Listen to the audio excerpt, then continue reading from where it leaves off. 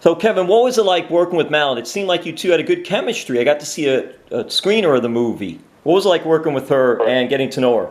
We actually worked together on Rock of Ages.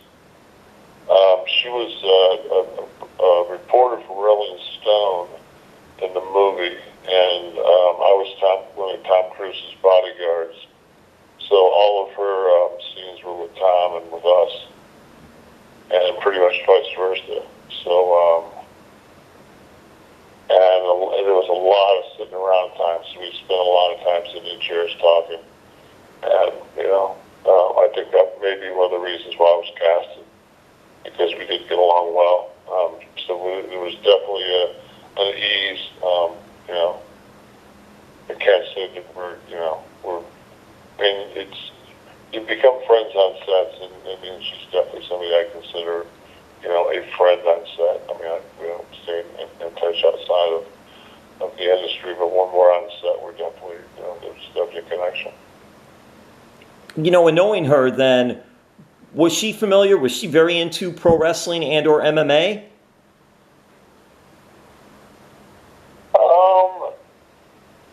Not really. Like when we talked the first time, it was just no. I think that, but she was, I know that because she had, not only was she, the lead, but she was the executive producer on it. So she was wearing a lot of the hats, and she was very, on the choreography and the putting together the choreography and the fight scenes. So I think she was a very quick study, put it that way. Hey, what did you think, and what did you like about the movie?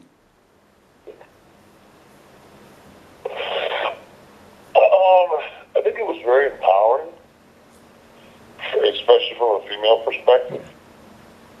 Because it's like the guys always get to have those kind of films.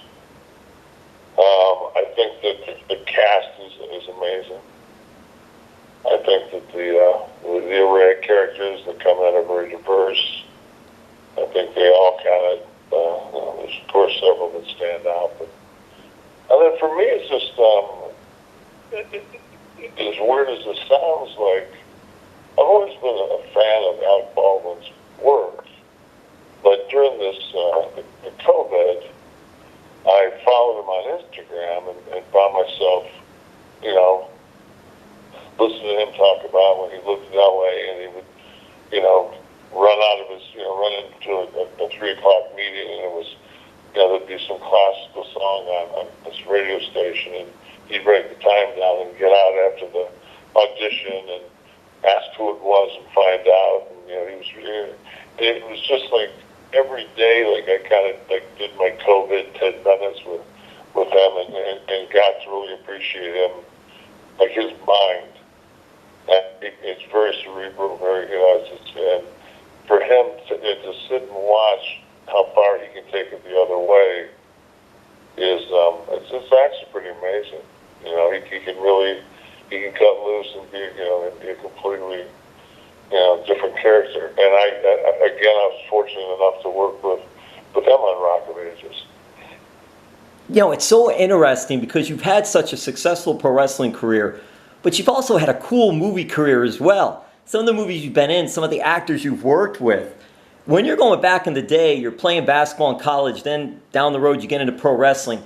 Did you even have any idea that, hey, maybe acting someday in movies and other TV shows would be part of the doctrine for me? It was something I always wanted. So I always, my bucket list was always to do a major motion picture. And, I've been fortunate enough that, I've been able to, I've done some good ones, I've done some stinkers, I've done some in between, but, to me, there's not a place on earth that I'd rather be than on set. That to me that's as high as it gets. When you're on set, there's just a different, mental awareness. I think people are a little bit higher IQ, a higher keener. Everybody's kind of artsy.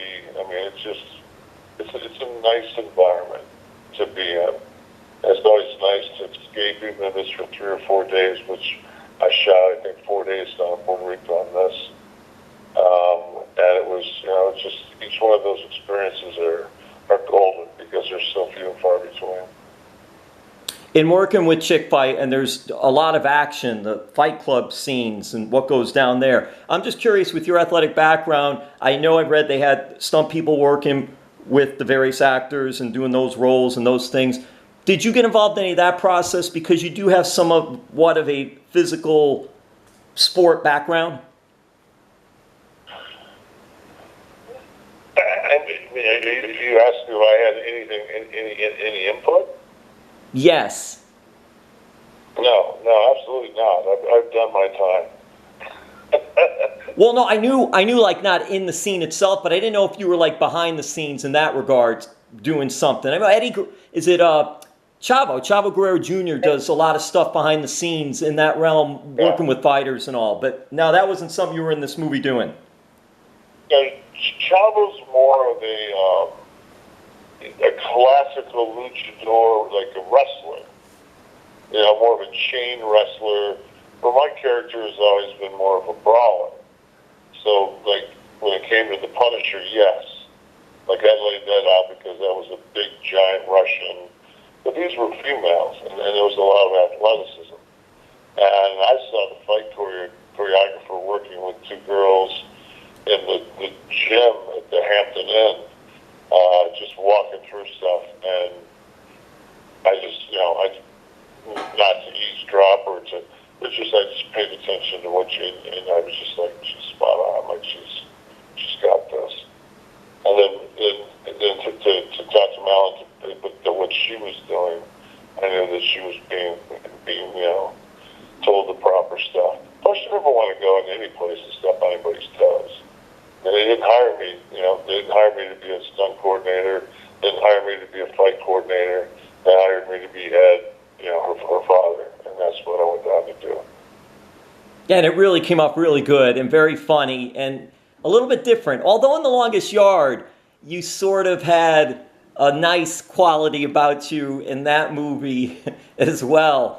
What's it like for you depth-wise, just playing different roles and different characters, doing something like that? And did pro wrestling help in any way with acting? You know what? I think that life gets you ready for pro wrestling, and pro wrestling gets you ready for the. I think life. I think that you just. There's not a day that goes by that the normal person doesn't act like they're interested in something that they're not. So I think we innately act. I think that pro wrestling takes it and revs it up maybe on a scale of 1 to 10 and 8. I think on the big screen you've got to dial it back to maybe a 3, 4. So you can't be so in your face over the top as pro wrestling is. But at the same time, it definitely. The one beauty of being a pro wrestler is so much of what you do is live television. There's not a second take. So you become very, very good at your one shot. It's interesting, too, in the sense that I'm sure to this day, you're obviously going to get recognized by a lot of fans, people, for what you did with pro wrestling. But I'm curious, do you get recognized by some people or fans from any movies that you were part of? All the time. There's a lot of people that when I came in the airport, they know me from Ponce Inlet, they know me from John Wick, they know me from Nash. And that always makes me, they know me from wrestling. They always kind of makes my day. It's like, that person has no idea that I'm pro wrestling. Kevin, hey, are there any actors that you've worked with? And it's interesting because there are a lot of sports athletes and actors that are into pro wrestling. They're big fans too. I'm just curious, in a lot of the actors that you've worked with, could you see any of those transitioning to pro wrestling, and do 1 or 2 stand out? Like you're saying, you know what, if that person wanted to try pro wrestling, they'd be pretty good at it. then shooting a film with Channing Tatum. I mean, and Channing's an amazing athlete. I mean, he would have been, he would have been gold. Channing would have been gold. But, yeah, there's, I'm sure McConaughey probably could have been a pretty good pro wrestler. Yes. He can do anything. He's so cool. Yeah, yeah.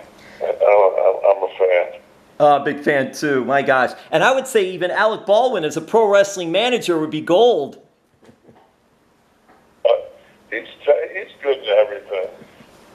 That is so. We're going through this election process, and like there's so many times that they'll shoot the president, and in my mind it's like I just think of Baldwin.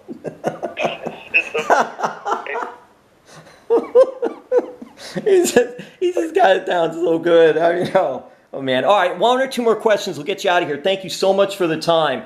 Hey, it's so interesting. Another interesting aspect to me is you've had like Hulk Hogan and Roddy Piper, and we can go down the list, but that did a lot of movie making and started to, maybe them were getting the ball rolling. And then you see Rock, Cena, Batista, you, Goldberg, Stone Cold, and others get involved in movie products. Do you think like Hogan and Piper and some of those back then helped open the door for you all to do the movie making? Oh, I think for sure. I mean, Roddy did They Live. They Live. That was great. John Carpenter. Yes. Yeah, that was a really a good film. I mean, that was I remember going to and watching that in the theater with my wife.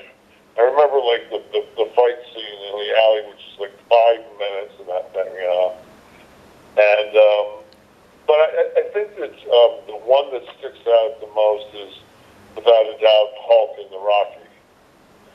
And I think that he because Sloan was bigger than life then, and for I mean I had no idea who Hulk Hogan was. And I just saw this Lips character, and I was just like, whoa, man, that's a big cat. And I think that he really was the first one to really open the door, because he did, and it was still, I think wrestling was still the redheaded stepchild. I don't think it was until Dwayne started opening everything he did started opening #1 at the box office. I think Dwayne's the one that really has made its cheek, to be a pro wrestler or an ex-pro wrestler, and to be in this field. And I think a guy like Dave Bautista, is kind of, he's the lead. He does leads. But he also does smart things. He also does like the role that he did in Blade Runner, where it's intricate. Like he reads the script and realizes that character is intricate to the storyline. Like when I read the first Magic Mike, it was just like Tarzan really doesn't have much to say or do, but if you look at the arc of the story, if Tarzan doesn't OD, the kid doesn't dance, and the movie doesn't get made. So, you also got to look at, in John Wick. Well, Francis doesn't have that big of a scene, but Francis is memorable because he's the only person that walks away from John Wick alive. So, you look at I always, when I read a script and something's off me, I look at it and say, it's not much, but if handled right, it's a nice, that's a nice piece. Like that's a nice piece of work right there. Like that's, especially, I've been on SAG insurance now since my son was born. So for 24 years we've had SAG insurance, but actually longer than that.